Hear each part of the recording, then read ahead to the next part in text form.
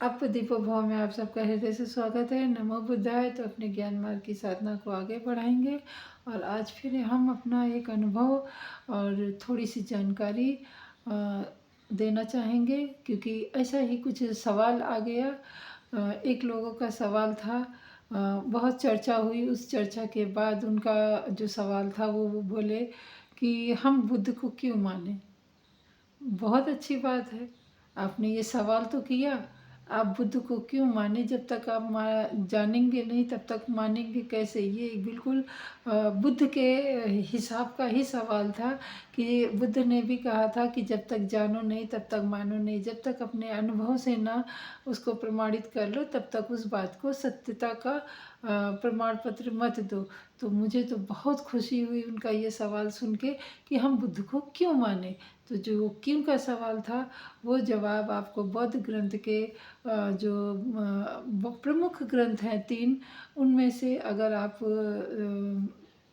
पढ़ोगे समझोगे तो बहुत कुछ आपको जानने को मिलेगा। और आपका ये जो क्यों का प्रश्न है, जो क्यों शब्द है, उसका उत्तर मिल जाएगा। फिर आपके ऊपर निर्भर करता है कि आप बौद्ध धर्म को माने या ना माने। तो हमारे जो बौद्ध ग्रंथ में जो 3 प्रमुख ग्रंथ हैं वो पाली भाषा में हैं, परंतु जो हमारे भंते जी लोग हैं, भिक्खु लोग हैं, उन्होंने उसका रूपांतरण किया है, अनुवाद किया है। तो हमें बहुत ही सुलभता के साथ मिल जाता है, गूगल पे भी मिल जाएंगे। तो पहला है हमारा विनय पिटक ग्रंथ है, जिसमें से कि हमें बुद्ध जी के जो भी अनुयायी थे, जो भी उनके साधक साधिका भिक्खु लोग थे, उनको किस प्रकार आश्रम में रहना चाहिए, किस प्रकार उनको अपना जीवन शैली अपनानी चाहिए, किस प्रकार उनका पूरा जीवन अपने जो भी गृहस्थ जीवन है या फिर आश्रम में रह रहे हैं तो किस प्रकार से रहना चाहिए, वो सब सारे नियम विनय पिटक में मिल जाएंगे आपको। दूसरा हमारा है ग्रंथ सुत्त पिटक, जिसमें कि भगवान बुद्ध, भगवान उन्होंने तो नहीं कहा था भगवान कहो, पर अभी हम लोगों का जबान में चढ़ गया है। तो भगवान बुद्ध ने जो भी तथागत जी ने कहा था, उनके उपदेश हैं, उनका ज्ञान है, उनकी शिक्षाएं हैं, तो ये सुत्त पिटक में आपको बड़ी ही सरल भाषा में हमारे मिल जाएंगी। और ना कुछ समझ में आए तो आप विपश्यना केंद्र में जाके या फिर किसी बौद्ध मठ में जाके भी आप इसकी पूरी जानकारी ले सकते। तीसरा हमारा है अभिधम्म पिटक। अभिधम्म पिटक में सारे सिद्धांत हैं बौद्ध जी के, और क्या बोलते हैं कि जो उनका दार्शनिक, आध्यात्मिक, जो भी उनकी जर्नी थी, यात्रा थी, जो भी उनका अनुभव था, वो सब अभिधम्म पिटक में आपको मिल जाएगा।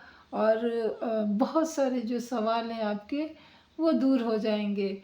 तो यही एक जानकारी थी। और जो बुद्ध जी के समय में जो भाषा बोली जाती थी वो पाली भाषा थी।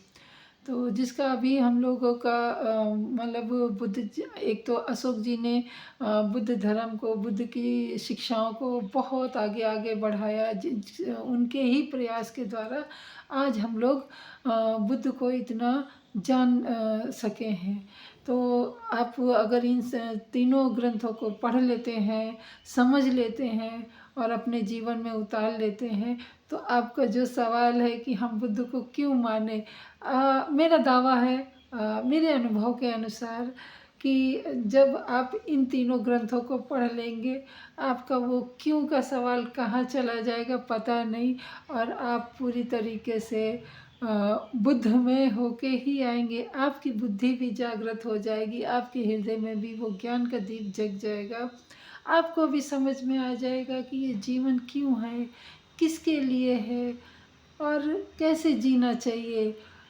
तो आप ये बताने के वो भी नहीं रहेंगे कि हम बुद्ध को क्यों माने, क्योंकि आप इतना तब तक बुद्ध में हो जाएंगे, बुद्ध का आपका जागरण हो जाएगा कि आप भूल भी जाएंगे कि आपने कभी ये सवाल भी किया था कि हम बुद्ध को क्यों माने। तो मेरा पहले भी मैंने कहा कि जिसने भी बुद्ध को जाना है उसने बुद्ध को ही माना है। और आज फिर वही कहूँगी। तो और जैसे कि आप लोग जैसे कि है जो भी हो, शिशु होता है, कोई भी जीव इस धरती पे उत्पन्न होता है किसी न किसी के गर्भ में अ, होकर से, जो एक क्रिया है, चाहे वो जीव जंतु हो, चाहे जानवर हो, चाहे मानव हो, कोई भी हो, वो माँ के गर्भ से होके ही इस धरती पे आता है। बाकी जो बातें हैं वो उनको क्या बोले, जो सिद्धांतिक है, जो संवैधानिक है, जो प्रूफ है, जो हम लोग देख रहे हैं, प्रमाणित हो रहा है कि किसी का भी जन्म बिना गर्भ के नहीं होता है। तो अभी लोग क्या बोलते हैं क्या नहीं बोलते हैं उसका हम पे हमें नहीं ध्यान देना है। परंतु इस धरा पे जो जीव होता है वो माँ के गर्भ से ही होके आता है, और उसको ये प्रक्रिया पूरी ही करनी होती है, चाहे वो कोई सी भी योनि में जन्मे। तो उसको जो नवजात शिशु होता है उसको नहीं मालूम होता है वो कौन सा जाति का है, कौन सा धर्म का है। क्यों? क्योंकि जब ये धरती बनी थी तो कोई ना जाति थी, ना कोई धर्म था, कुछ भी नहीं था। सिर्फ था तो मानव जीवन था, और उसमें दो चेतना थी, एक स्त्री और एक पुरुष। बाकी इसके अलावा कुछ नहीं था। जैसे जैसे ये मानव समझदार होता गया, विकसित होता गया, वैसे वैसे ही अपने जीने की जो पद्धति थी उसको जटिल और जटिल और जटिल और जटिल करता ही गया। तो मैं यही कहूँगी कि जो वर्तमान समय में जीने की और समाज की दशा है वो इतनी जटिलताओं से भर गई है कि हमारे आसपास जो लोग बोलते हैं ना कि भूत हैं, प्रेत हैं, और टोना है, टुटका है, ये है, वो है। तो मैं यहाँ पे यही कहूँगी कि ये जो उनके जीवन जीने की बहुत ही जटिलता है वही सब कुछ है। बाकी जीवन एकदम सरल है, सुगम है और सुंदर है। आप एक बार जैसा कि बुद्ध जी ने कहा है कि बस जो है अभी है, अगर जिस दिन से आप मान गए उस दिन से आपका जीवन कितना सरल बन जाएगा ये आपको भी शायद अभी नहीं पता होगा। तो कहीं कुछ भी नहीं है, कहीं कोई बैड वाइब्रेशन नहीं है, कहीं कुछ ऐसा नहीं है कि अ, जैसे कि लोग बोलते हैं कि ये आत्मा परमात्मा ये उसके ऊपर ये आ गया। ये ये मेरे हिसाब से तो कुछ नहीं है, क्योंकि अनुभव किया है और अनुभव से यही साबित होता है। आप तर्क करिए ना, जिस दिन आप तर्क करेंगे ना उस दिन आपको ये सब खुद सिद्ध हो जाएगा कि पुराने ज़माने में तो इतने ज़्यादा लोग भी नहीं थे, इतनी ज़्यादा सुविधाएं भी नहीं थी, उसके बावजूद भी बुद्ध जी के जो अनुयायी थे या भंते लोग थे या फिर भिक्षु लोग थे जो साधना करते थे, साधना रहित थे, वो जंगलों में गुफाओं के अंदर गुफाओं के अंदर गुफाओं के अंदर बैठ के तप साधना ऐसे करते थे, मरणासन वाली एकदम साधना करते थे। महीनों महीनों उसी गुफा में ध्यान करते रहते थे, उनको होश भी नहीं रहता था। तो सोचिए ज़रा उस समय क्या भूत प्रेत नहीं होंगे? क्या उस समय कुछ बुरी आत्माएँ नहीं होंगी? अगर होती तो किसी न किसी को तो परेशान करी होती, और नहीं करी है। आज तक इसका विवरण कहीं नहीं मिला है कि किसी भंते को, किसी भिक्षु को ऐसा कुछ उनको परेशानी हुई हो। तो ऐसा जब उनको नहीं अनुभव हुआ है, और मैंने भी बहुत अंधेरे में, बहुत एकांत में, पहले मैं भी बहुत डरती थी। ज़रा सी आहट होने पे दिमाग में जाने कौन कौन सी कल्पनाएं होने लगती थी, आकृतियां बनने लगती थी। परंतु आज वर्तमान समय में ऐसा कुछ भी नहीं है। अगर हमारे मन में, हमारे मस्तिष्क में, हमारी कल्पनाओं में कोई आकृति बनती है तो उसी समय सांस पे ध्यान देते हैं, और सांस पे ध्यान देने के बाद मस्तिष्क को सजग करते हैं और मस्तिष्क को सजग करने के बाद अनित्य कहते हैं। अनित्य कहने का मतलब है इस धरा पे किसी भी चीज़ का कोई अस्तित्व नहीं है, सब पंच तत्व में विलीन होते हैं। तो भाई मेरे, जो मेरे मन में बुरी आकृतियाँ बन रही हैं, बुरे विचार बन रहे हैं, वो सब भी अनित्य हैं। और अनित्य कहते ही आप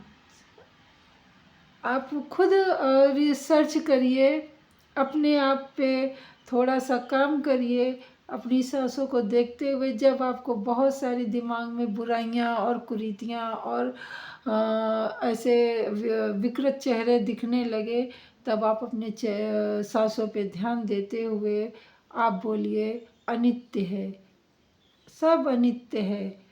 जो मेरे मन में विकार आ रहा है वो भी अनित्य है। जो मैं हूँ मैं भी अनित्य हूँ। ये धरा भी अनित्य है।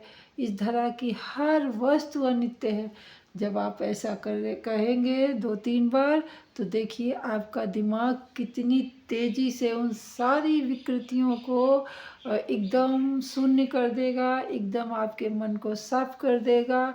आपके मन में जो भी विकार होगा उसको नष्ट करने की ताकत रखता है।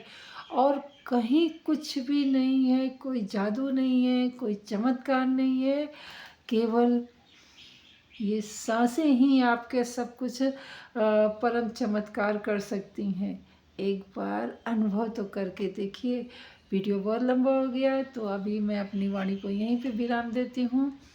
और जो बुद्ध को नहीं मानते हैं और या क्यों माने, ये सवाल है, तो ज़रूर बुद्ध को जाने। हो सके तो त्रिपिटक ग्रंथ, जो बौद्ध ग्रंथ हैं, 3 ग्रंथ हैं, तो उनको ज़रूर पढ़ने की कोशिश करिए। ना पढ़िए तो कहीं किसी से पूछ लीजिए जो जानकार हो, क्योंकि तीनों ग्रंथ तो मैंने भी नहीं पढ़े हैं। फिर भी अगर अपनी सांसों पे ध्यान देंगे, अपनी सांसों पे काम करेंगे, अपनी भावनाओं पे, अपने मन पे कंट्रोल करेंगे, तो बुद्ध की ये ग्रंथ पढ़ने की आवश्यकता ही नहीं होगी। परंतु जानना है, सत्यता के साथ जानना है, तो ग्रंथ पढ़ना बहुत ज़रूरी है। तो मैं अपनी वाणी को यहीं पे विराम देती हूँ। मिलती हूँ अगली वीडियो में। तब तक के लिए नमो बुद्धाय। मंगल हो आपका भी, हमारा भी और सृष्टि के समस्त प्राणीजनों का। हमेशा ऐसे ही दुआएं देते रहें और लेते रहें।